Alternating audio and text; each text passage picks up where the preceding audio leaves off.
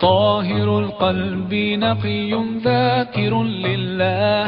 المصطفى الصفي صلى عليه الله أخلاقه وصفاته سبحان من سواه هو قدوتي وحبيبي ودعوة النجاة والصلاة والسلام على أشرف الأنبياء والمرسلين محمد نبينا محمد وعلى آله وأصحابه وذرياته أجمعين أما بعد رب اشرح لي صدري ويسر لي أمري واحلل عقدة من لساني يفقهوا قولي رب زدني علما.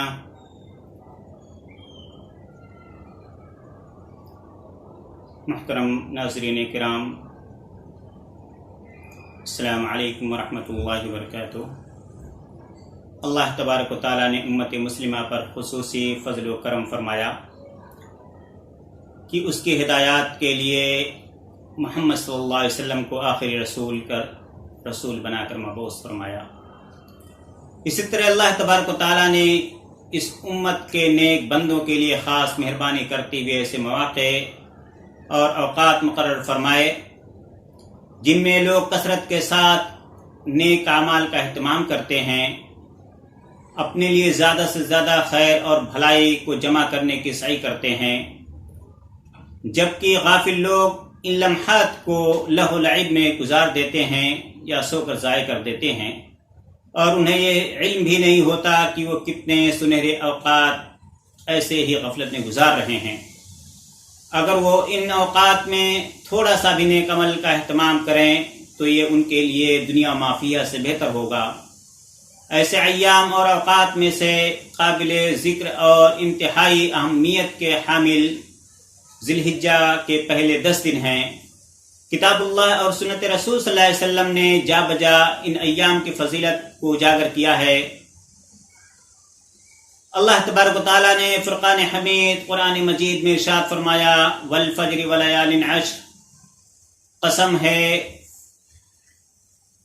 فجر کی اور قسم ہے 10 راتوں کی۔ علامہ ابن کثیر رحمۃ اللہ فرماتے ہیں ان 10 راتوں سے مراد ذی الحجہ کی 10 راتیں ہیں۔ اسی طرح سے فرمان الہی ہے وَيَذْكُرُ اسْمَ اللَّهِ فِي أَيَّامٍ مَّعْلُومَاتٍ، اور تم معلوم دنوں میں اللہ کا ذکر کرو۔ حضرت ابن عباس رضی اللہ تعالی عنہ فرماتے ہیں ان سے مراد ذی الحجہ کے 10 دن ہیں۔ حضرت ابن عباس رضی اللہ تعالیٰ عنہ سے روایت ہے کہ رسول اللہ صلی اللہ علیہ وسلم نے فرمایا کوئی عمل ان 10 دنوں کے عمل سے افضل نہیں۔ صحابہ نے عرض کیا کیا جہاد بھی نہیں؟ نبی کریم صلی اللہ علیہ وسلم نے جواب دیا کہ جہاد بھی نہیں، ہاں مگر وہ آدمی جو اپنا مان، اپنی جان، اپنا مال سب کچھ لے کر اللہ کے راستے میں نکلا اور سب کچھ لٹا دیا۔ حضرت ابن عمر رضی اللہ تعالیٰ عنہ سے روایت ہے کہ رسول اللہ صلی اللہ علیہ وسلم نے فرمایا اللہ تعالیٰ کے ہاں ان 10 دنوں سے بڑھ کر کوئی فضیلت والے دن نہیں ہیں اور کوئی عمل بھی ان دنوں کے عمل سے بڑھ کر نہیں ہے، اس لیے ان دنوں میں زیادہ سے زیادہ تکبیر، تحلیل اور تحمید بیان کرنا چاہیے۔ تحلیل سے مراد لا الہ الا اللہ، تکبیر سے مراد اللہ اکبر، تحمید سے مراد الحمدللہ۔ امام دارمی نے سعید بن جبیر رحمہ اللہ کا عمل اپنی کتاب میں ذکر کیا ہے کہ جب ذی الحجہ کے 10 دن آتے تو اس قدر اللہ تعالیٰ کی عبادت میں مصروف ہو جاتے ایسا لگتا کہ شاید وہ اپنے آپ کو ختم کر ڈالیں گے۔ حافظ ابن حجر رحمۃ اللہ علیہ نے اپنی کتاب فتح الباری میں لکھا ہے کہ ان 10 دنوں کی فضیلت کا سبب جو محسوس ہوتا ہے وہ یہ ہے کہ ان 10 دنوں میں اصل عبادات جمع ہو جاتی ہیں، جن میں نماز، روزہ، صدقہ، حج شامل ہیں، جبکہ ان ایام کے علاوہ یہ عبادات کسی ایک جگہ پر اکٹھی نہیں ہوتی۔ محقق علماء نے بات لکھی ہے کہ تمام دنوں میں ذی الحجہ کے 10 دن افضل ہیں اور رات میں رمضان مبارک کے آخری عشرہ کی 10 راتیں ہیں۔ ان ایام میں کون سا عمل مستحب ہے؟ نماز فرض نمازوں کے بلند آواز سے تکبیریں کہنا اور نوافل کا زیادہ سے زیادہ اہتمام کرنا، کیونکہ قرب الہی کا یہ بہترین ذریعہ ہے۔ حضرت ثوبان رضی اللہ تعالیٰ عنہ سے روایت ہو کہتے ہیں کہ میں نے نبی کریم صلی اللہ علیہ وسلم سے سنا، فرما رہے تھے تم زیادہ سے زیادہ ذوالحجہ لے لیا کرو، کیونکہ جب بھی تو سجدہ کرے گا تیرا ایک درجہ بلند ہوگا اور تیری ایک غلطی معاف کی جائے گی۔ روزہ، کیونکہ روزہ نیک اعمال میں داخل ہے۔ امام احمد، ابو داؤد اور امام نسائی رحمہ اللہ نے اپنی کتاب میں یہ روایت نقل کی ہے کہ عبیدہ بن خالد اپنی بیوی سے، جو آپ صلی اللہ علیہ وسلم کی بعض بیویوں سے نقل کرتی ہیں کہ رسول اللہ صلی اللہ علیہ وسلم 9 ذی الحجہ، یوم عاشوراء اور ہر مہینے 3 دن کے روزے رکھتے تھے۔ تکبیر، تحلیل، تحمید، جس طرح ابن عمر رضی اللہ تعالیٰ عنہ کی حدیث میں ہے کہ تم کثرت سے تکبیر، تحلیل، تحمید بیان کرو۔ امام بخاری رحمہ اللہ نے فرمایا کہ حضرت ابن عمر اور ابو ہریرہ رضی اللہ عنہم اجمعین ان 10 دنوں میں کثرت سے بازار جاتے، تکبیریں کہتے اور لوگ بھی ان کے ساتھ تکبیروں میں شریک ہو جاتے۔ اور پھر فرمایا کہ حضرت ابن عمر رضی اللہ تعالیٰ عنہما منی میں خیمہ کے اندر تکبیر کہتے اور جب اہل مسجد ان کی آواز سنتے تو ان کے ساتھ تکبیریں کہتے۔ جب بازار میں لوگ موجود ہوتے ان کی آواز سنتے تو ان کے ساتھ تکبیریں کہتے، حتیٰ کہ پورا منی ان تکبیروں سے گونج اٹھتا۔ اور اسی طرح ابن عمر ان دنوں میں منی کے اندر نمازوں کے بعد بستر پر خیمہ کے اندر مجلس میں اور پیدل چلتے ہوئے تکبیریں کہتے، اسی لیے ان ایام میں تکبیر کہنا حضرت ابن عمر رضی اللہ تعالی عنہ اور ابو ہریرہ رضی اللہ عنہ اجمعین کے عمل کے بنا پر مستحب ہے۔ بس ہمارے لیے لائق ہے کہ ہم ان دنوں میں اس سنت کو زندہ کریں جس کو ہم بلا بیٹھے ہیں، بلکہ قریب ہے کہ سنت ختم ہو کر رہ جائے۔ اس لیے ضروری بات یہ ہے کہ ان تکبیروں کا اہتمام کیا جائے تاکہ ہم بھی سلف صالحین کے گروہ میں شامل ہو سکیں۔ یوم عرفہ کا روزہ، حجاج کرام کے علاوہ دیگر افراد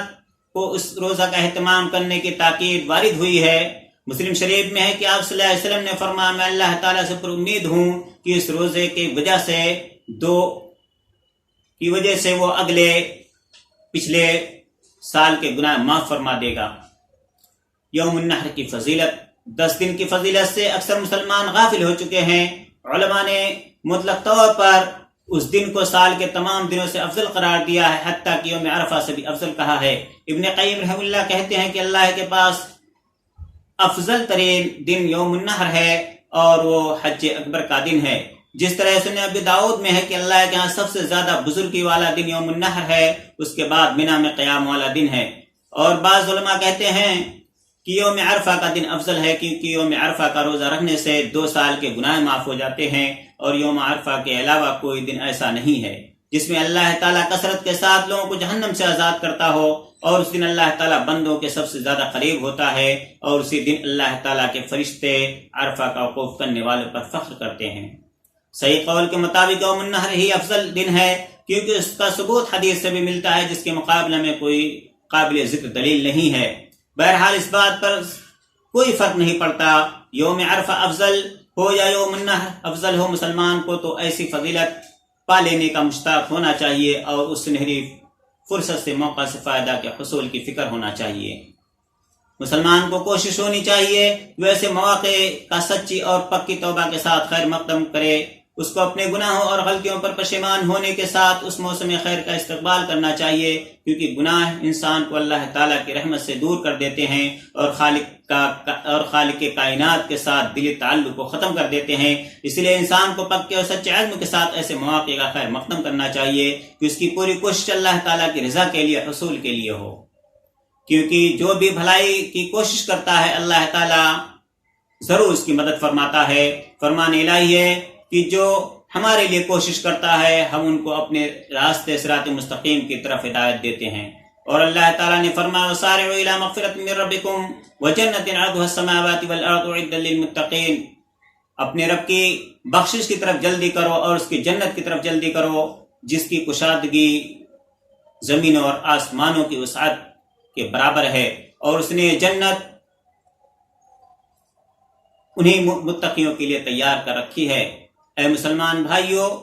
اس سنہری موقع سے صحیح طور پر مستفید ہونے کی کوشش کریں اس سے پہلے کہ آپ سے یہ نعمت چھین لی جائے، کیونکہ دنیا کی زندگی بہت مختصر ہے اور دنیا عمل کی جگہ ہے، جبکہ کل کی اس عمل کی جزا جنت اور دوزخ کی شکل میں دی جائے گی، اس لیے ان لوگوں کے سب میں شامل ہونے کی کوشش کیجیے جن کے متعلق اللہ تعالیٰ کا ارشاد ہے وَإِنَّهُمْ كَانُوا يُسَارِعُونَ فِي الْخَيْرَاتِ وَيَدْعُونَنَا رَغْبًا وَرَهْبًا وَكَانُوا لَنَا خَاشِعِينَ، بے شک وہ لوگ بھلائی کی طرف کوشش کرتے رہتے تھے اور ہم کو خوف اور امید کے ساتھ پکارتے تھے اور وہ صرف ہمارے سامنے ہی جھکتے تھے۔ اللہ رب العالمین سے دعا ہے کہ العالمین ہم تمام لوگوں کا بھی شمار انہی متقین اور کوشش کرنے والے میں کرے جس طرح سے ہمارے اسلاف نے کیا۔ اللہ رب العالمین ہم تمام لوگوں کو عشر ذی الحجہ کے ان 10